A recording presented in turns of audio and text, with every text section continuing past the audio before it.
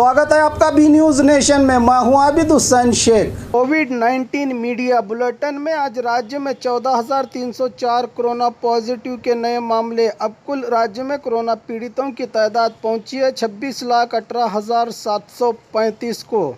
29,271 लोगों को किया गया है डिस्चार्ज, जिससे 22,90,861 को पहुंची है। अब राज्य में कोरोना से सेहतयाब होने वालों की तादाद 2,98,299 लोगों का इलाज चल रहा है। आज एक ही दिन में 464 लोगों के मरने से 29,554 को पहुंची है अब राज्य में कोरोना से मरने वालों की तादाद।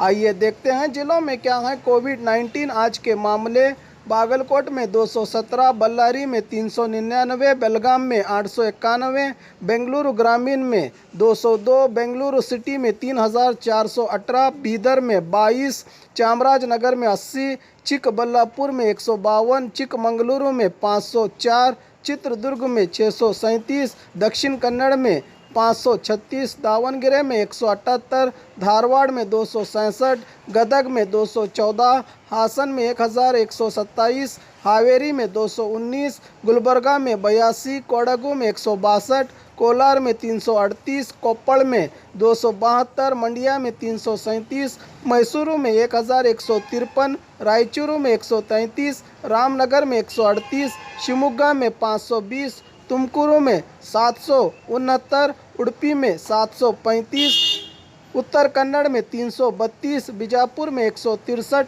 यादगीर में 107 कोरोना पॉजिटिव के मामले आज राज्य भर में सामने आए हैं।